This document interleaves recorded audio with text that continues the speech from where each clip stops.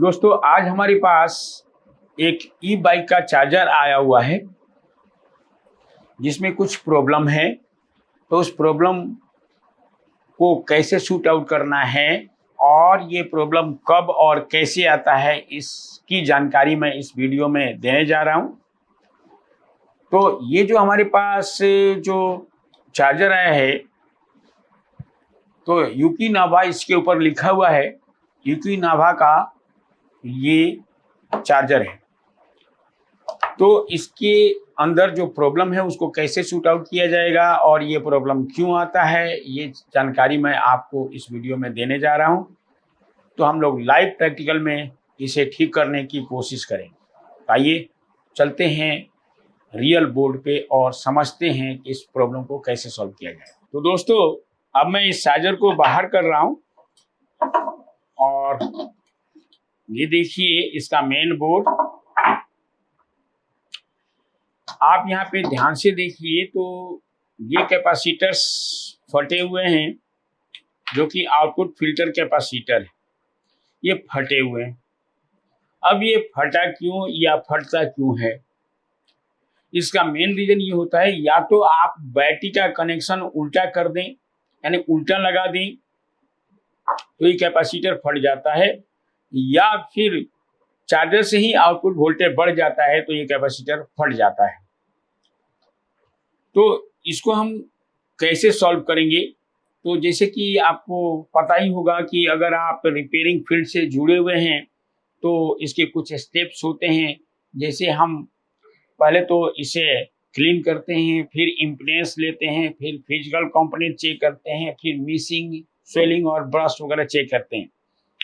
तो जैसे कि इस चार्जर में आप देख रहे हैं कि ये स्वेलिंग कैपेसिटर जो है फुल गया है, स्वेलिंग हो चुकी है। तो हम इस कैपेसिटर्स को बदल देंगे तो शायद ये प्रॉब्लम ठीक हो जाए। लेकिन हमें इस बात का भी ध्यान रखना है कि बदलने से पहले हमें इसके पूरे एरिया को अच्छी तरह से चेक करना होता है कि क्या इसके अलावा और भी कोई खराबी है या नहीं। क्योंकि आप अगर मान लीजिए कि कैपेसिटर बदल देते हैं और बाद में कस्टमर कहता है कि यार इतना पैसा क्यों लगाया, इतना पैसा मुझे नहीं लगाना है, तो बेस्ट ये होता है कि कैपेसिटर बदलने से पहले हम इसके पूरे एरिया को चेक कर लें कि क्या प्रॉब्लम है इसके अलावा या नहीं।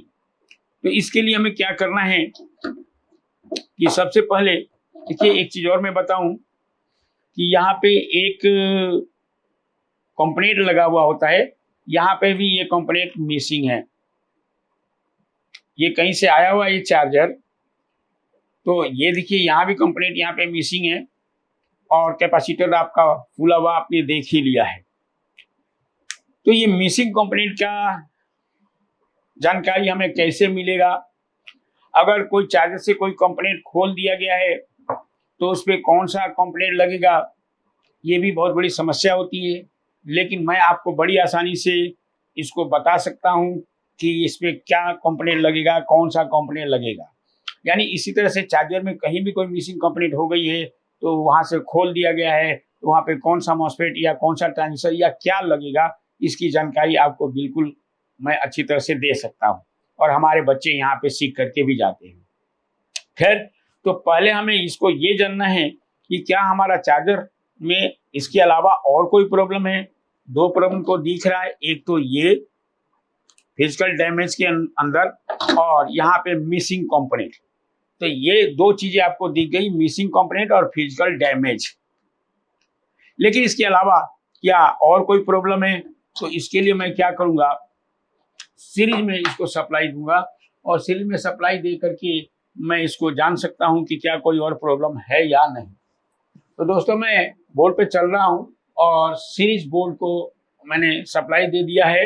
इस पैनल बोर्ड के साथ सीरीज ये सॉकेट है और मैं इसको सप्लाई दे रहा हूं।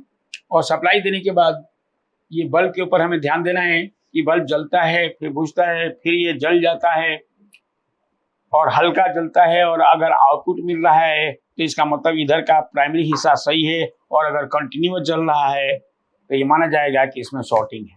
तो देखते हैं क्या होता है। इसे ऑन करते हैं। ऑन किया, आपने देखा ये बल्ब जला और बुझ गया, फिर ये बल्ब जल गया। तो पहले बुझा और जला। अगर इसमें शॉर्टिंग होती तो ये कंटिन्यूअस जलता। देखिए फिर से पहले बुझा था फिर जल गया। अब इसको हम कैसे सॉल्व करेंगे, क्योंकि इसमें मैं ये कह सकता हूं कि बल्ब जल करके बंद अगर हो जा रहा है तो इसमें शॉर्टिंग नहीं तो कंटिन्यूअस ये जलता। तो फिर भी हम इसे कंफर्म करेंगे बाय मल्टीमीटर, और मल्टीमीटर के द्वारा हम जानने की कोशिश करेंगे कि क्या चार्जिंग वोल्टेज आउट हो रहा है या नहीं। तो दोस्तों मैं अब चार्जिंग वोल्टेज चेक करने जा रहा हूं। तो चार्जिंग वोल्टेज चेक करने से पहले हमें ये पता होना चाहिए कि इस पे कितना वोल्ट है या आता है। तो इसमें आपको लगभग 70 के आसपास वोल्टेज 67 वोल्ट के आसपास मिलना चाहिए अगर ये आउटपुट दे रहा है तो इसलिए हम मल्टीमीटर को एडजस्ट कर लेंगे 200 वोल्ट के रेंज पर।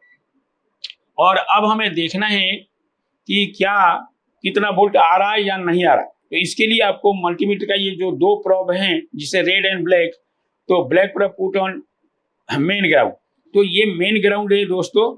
मेन ग्राउंड कैसे पहचानेंगे, बहुत ही आसान है। या सेकेंडरी का ग्राउंड, ये आपका कैपेसिटर का माइनस टर्मिनल, कैपेसिटर का माइनस टर्मिनल जहां जुड़ा है उसे मेन ग्राउंड कहते हैं। तो ये कैपेसिटर का माइनस यहां जुड़ा है और ये प्लस है।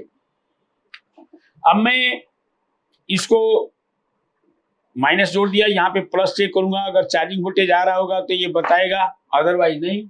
अब मैं इसे ऑन कर रहा हूँ और ऑन करने के बाद देखिए चार्जिंग वोल्टेज आया कि नहीं। देखिए 109 वोल्ट 110 वोल्ट के आसपास, यानी 111 वोल्ट आ रहा है। अगर आप ध्यान से देखिए तो आपके मीटर शो करे 111.5 यानी 111 वोल्ट। तो दोस्तों ये चार्जर तो 69 वोल्ट का है, यानी लगभग 70 वोल्ट के आसपास है, और ये आ रहा है 110 वोल्ट या 11 वोल्ट। इसका मतलब है कि इसमें प्रॉब्लम है, और प्रॉब्लम क्या है कि आउटपुट वोल्टेज बढ़ी हुई। तो आउटपुट वोल्टेज बढ़ी हुई है, ये क्यों बढ़ी हुई, तो इस प्रॉब्लम को कैसे शूट आउट किया जाएगा, या आउटपुट अगर बढ़ जाए तो क्या प्रॉब्लम हो सकता है। तो इसका जवाब है कि अगर किसी भी चार्जर से आउटपुट वोल्टेज बढ़ जाती है, इसका मतलब ये होता है कि एम्पियर लेस चार्जर है। यानी अगर मैं इसे किसी तरह से चार्ज भी कर दूं या अगर मैं इसको ओके भी कर दूं तो एम्पियर इसका कम मिलेगा या नहीं मिलेगा। लेकिन ये ऐसा क्यों हुआ है, क्योंकि ये कैपेसिटर फटा हुआ है। तो मैं इस कैपेसिटर को पहले बदलूंगा और बदल करके पहले देखूंगा कि ये प्रॉब्लम सॉल्व हुआ या नहीं। अगर ये कैपेसिटर बदलने से ये प्रॉब्लम सॉल्व हो जाता है तो कैपेसिटर का ही फॉल्ट है, और अगर नहीं होता है तो इसे आगे चेक जारी रहेगा। जैसे कि यहाँ पे आप देख रहे हैं कि मिसिंग कंपोनेंट है, तो पहले मैं इसकी वोल्टेज ठीक करूंगा, उसके बाद उसके बारे में जानेंगे कि आगे चेक करना चाहिए या नहीं। तो मैं इस कैपेसिटर को चेंज कर रहा हूँ।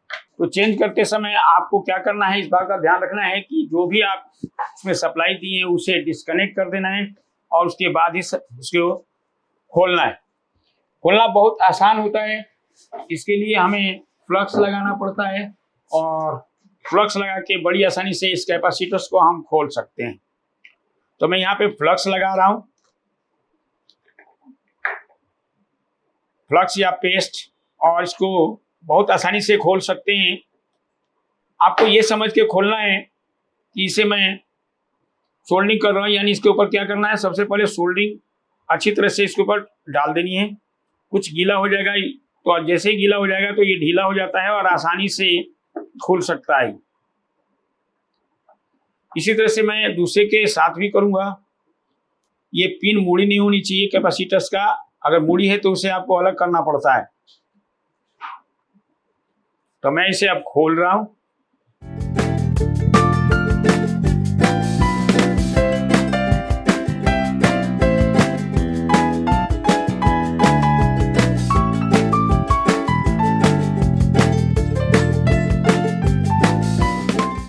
दोस्तों मैंने एक कैपेसिटर खोल दिया है, एक और कैपेसिटर इसमें लगा हुआ है, लेकिन आप देख रहे हैं कि ये बहुत बुरी तरह से शॉर्ट हो चुका है या फटा हुआ है, और साथ ही साथ ये गम भी लगा हुआ है। तो इस गम को पहले मैं इसे अलग कर देता हूँ। ये कॉइल है, क्योंकि इसके बगैर खोलना बहुत मुश्किल होता है।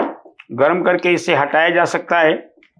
तो इसी तरह से मैं इसको फिर से निकाल रहा हूँ कैपेसिटर्स को, और बड़े प्यार से ये खुल सकता है, लेकिन थोड़ा सा फ्लक्स लगाना होता है, उसके बाद ये खुल जाएगा।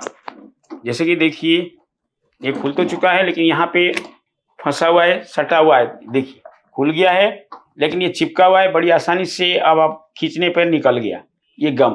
तो इसी तरह से ये कैपेसिटर्स के साथ ग्लू गम लगा हुआ था, या गन के द्वारा लगाया जाता है ग्लू, इसमें भी लगा हुआ है। ऐसा हर चार्जर में होता है। ऐसा क्यों किया जाता है? क्योंकि कैपेसिटर ड्राई ना हो सके। तो मैंने ये कैपेसिटर जो फटे हुए थे वो मैंने खोल दिया है, और खोल करके मैं दूसरा लगाने जा रहा हूँ।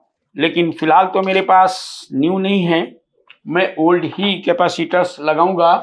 और ये जो कैपेसिटर्स है ये आप देख रहे हैं 100 वोल्ट का और 1000 माइक्रोफैरड का है।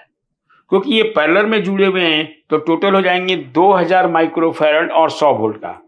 और ये आप देखिए इसमें आवाज भी आ रही है। इसका मतलब इसमें जो लिक्विड होते हैं या जेल होते हैं वो खराब हो चुका है, यानी सूख चुका है, इसमें कोई आवाज नहीं आ रही। तो ये पूरी तरह से इसका जेल समाप्त हो गया है, और ये इसका भी जेल बहुत ज़्यादा फट करके बाहर निकल गया है।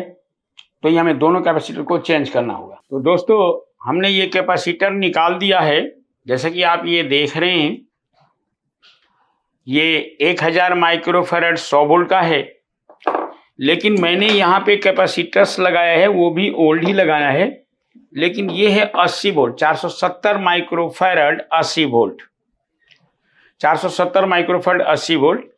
तो आपको ये मैं कहूँगा कि कोई भी कैपेसिटर्स अगर खराब हो जाए और वो वोल्टेज के पाथ में हो तो हम उसकी वोल्टेज और माइक्रोफैरड इंक्रीज कर सकते हैं या फिर सेम लगा सकते हैं। हमें ये कोशिश करना है कि वो सेम लगाना है, और अगर नहीं है तो उसका माइक्रोफैरड और वोल्टेज बढ़ा सकते हैं। लेकिन अभी हम टेम्पोररी, आपको ये नहीं था मेरे पास तो मैंने टेम्पोररी के रूप में लगाया है। बस मुझे ये देखना है कि क्या इससे सर्किट ओके हुई या नहीं। तो आप थोड़ी देर के लिए तो आप लगा सकते हैं, लॉन्ग टर्म के लिए आप इसको 100 वोल्ट का ही लगाएंगे, यानी जो लगा हुआ है वही लगाएंगे। अब मैं इसको लगा दिया और उसके बाद थोड़ी सी सफाई करता हूं, और फिर मैं इसे चालू भी करूंगा और चालू करके दिखाऊंगा कि ये चालू हुआ या नहीं हुआ। इसके लिए अब हम इसकी सप्लाई देंगे बैटरी से भी। तो आपको इसको सप्लाई देना होता है, क्योंकि बिना सप्लाई दिए ये प्रॉपर काम नहीं करेगा। तो इसके लिए आपको देखिए ये कनेक्टर है इसका बैटरी का, तो यहाँ पे प्लस माइनस का कोई साइन नहीं है, सबसे बड़ी समस्या है। तो प्लस माइनस का कोई साइन नहीं है तो हम कैसे पता करेंगे कि प्लस किस में जोड़ना है और माइनस किस में जोड़ना है? तो इसको बहुत ही आसान तरीका है कि मल्टीमीटर लेंगे और मल्टीमीटर को बजर पे सेलेक्ट कर लेंगे, और सेलेक्ट करने के बाद पहले हम यहाँ पे जो रेड और ब्लैक वायर है, यहाँ पे लिखा है प्लस और माइनस, तो पॉजिटिव यानी रेड, ये है पॉजिटिव, यानी कहने का मतलब है ये वाला है पॉजिटिव टर्मिनल। तो इससे जो कंटिन्यूटी आएगा वो हमारा प्लस होगा। देखिए ये आ गया। अगर ये कोई भी बजर शो कर गया इसमें तो इसे माना जाएगा प्लस। ये देखिए यहाँ आ रहा है, तो ये जो इसमें मैंने लगाया तो इसे बजर शो कर रहा है, तो ये ब्लैक वायर है। ये देखिए यहाँ पे ब्लैक वायर से कंटिन्यूटी यहाँ पे मिल रही है, इसका मतलब है ये माइनस है। अगर ये माइनस है तो ये क्या बन गया? प्लस। तो हमें यहाँ पे इसे जोड़ देना है माइनस से,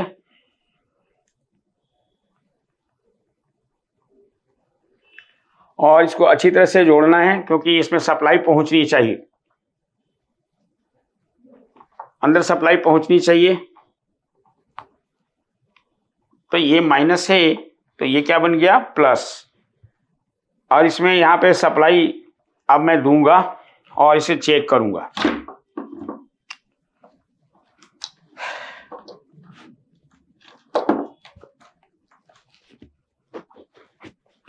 तो दोस्तों अब मैं इसे ऑन कर दे रहा हूं और ऑन करने के बाद अब मैं वोल्टेज चेक कर रहा हूं कि वोल्टेज आया कि नहीं आया।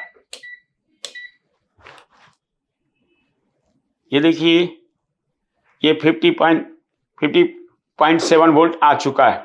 इसका मतलब हमारा सर्किट चालू हो गया है, ऑन हो गया है। लेकिन क्या ये बैटरी को चार्ज करेगा? तो जवाब होगा नहीं। बैटरी को चार्ज करने के लिए मुझे यहाँ एक कंपोनेंट लगता है वो लगाना पड़ेगा। यानी चार्जिंग वोल्टेज आउट तो हो गई है, लेकिन ना तो पंखा चलेगा और ना ये बैटरी चार्ज होगा। इसके लिए यहाँ पे एक और कंपोनेंट लगाना पड़ेगा। तो ये कंपोनेंट जैसे कि मिसिंग कंपोनेंट है, तो वो कौन सा है, वो कैसे जानेंगे, इसके बारे में भी हम अच्छी तरह से आपको यहाँ पे सिखाते हैं। तो दोस्तों जैसे कि आप ने इस वीडियो में देखा कि ये कैपेसिटर फॉल्टी था या खराब था या फटा हुआ था, तो मैंने दूसरा कैपेसिटर लगाया, चार्जर तो ऑन हो गया, लेकिन ये एम्पियर नहीं शो कर सकता है। क्यों? क्योंकि यहाँ पे एक मिसिंग कंपोनेंट है, यानी जो एक और कंपोनेंट लगना चाहिए था वो यहाँ पे मौजूद नहीं है या लगा नहीं है। इसलिए चार्जिंग वोल्टेज आउट तो जरूर हो जाएगा, लेकिन चार्ज नहीं हो पाएगा क्योंकि एम्पियर ही नहीं बन पाएगा। तो ये कंपोनेंट कौन सा है अभी हमारे पास नहीं है, इसलिए मैं इसको नहीं लगा रहा हूँ, लेकिन चार्जिंग वोल्टेज आउट हो चुका है। लेकिन अगर आप इसको चार्ज करना चाहते हैं तो वो कंपोनेंट लगाना पड़ेगा। अभी हमारे पास नहीं है, लेकिन फिर भी ये कौन सा कंपोनेंट होता है ये मैं इस वीडियो में जरूर बताऊंगा। कि ये जो कंपोनेंट यहाँ पे मिसिंग है उसका नाम है SCR। तो SCR यहाँ पे लगता है, जिसका नंबर है SCR 616।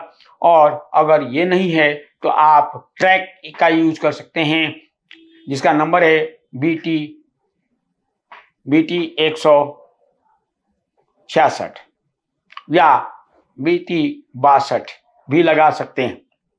यानी BT ग्रुप का कोई भी आप ट्रैक यूज कर सकते हैं। लेकिन ये ट्रैक जो है अभी हमारे पास मौजूद नहीं है, नहीं तो ये कंप्लीट होता। अब यहाँ पे सवाल उठता है कि मुझे कैसे मालूम कि ये यहाँ पे ट्रैक लगता है या ट्रैक लगता है या SCR का प्रयोग किया जाता है। तो दोस्तों सबसे बड़ा होता है इस लाइन में आपका अनुभव। अगर आपके पास अनुभव है तो कोई भी मिसिंग कंपोनेंट आप बड़ी आसानी से जान सकते हैं, क्योंकि अगर आप बहुत साल से फील्ड में हैं इस लाइन से, तो आपके आंखों के सामने से हजारों की संख्या में चार्जर गुजरे हैं। तो उस पर आपको ध्यान रखना होता है कि कौन से चार्जर में कौन से कंपोनेंट लगते हैं। और अगर आपके पास अगर मान लीजिए 1000 चार्जर आप रिपेयर नहीं किए हैं, 2000, 5000, 10,000 चार्जर नहीं रिपेयर किए हैं, तो भी हम यहाँ पे एक ऐसा अनुभव देंगे जिससे आप किसी भी मिसिंग कंपोनेंट को लगा सकते हैं कि वहाँ पे कौन सा कंपोनेंट लगेगा। इसके लिए कुछ ट्रिक्स होते हैं जो हम यहाँ पे बच्चों को ट्रिक सिखाते हैं, क्योंकि ट्रिक के द्वारा ही हमारा सारा जो है ट्रेनिंग किया जाता है। क्योंकि अगर हम इसको लेंथी करेंगे तो बहुत ज़्यादा समय लगेगा। तो ट्रिक और टेक्निक दे करके हम बच्चों को बहुत अच्छी तरह से यहाँ पे सिखाते हैं, और हमारे बच्चे आज बड़े बड़े कंपनियों में अपना जॉब भी कर रहे हैं और अच्छा पैसा कमा रहे हैं। तो उम्मीद है कि आपने ये फॉल्ट को समझ लिया होगा। तो मिलते हैं फिर किसी दूसरे फॉल्ट फाइंडिंग के बारे में सीखने के लिए दूसरे वीडियो में। तो आज इस वीडियो में इतना ही। थैंक यू वेरी मच दोस्तों।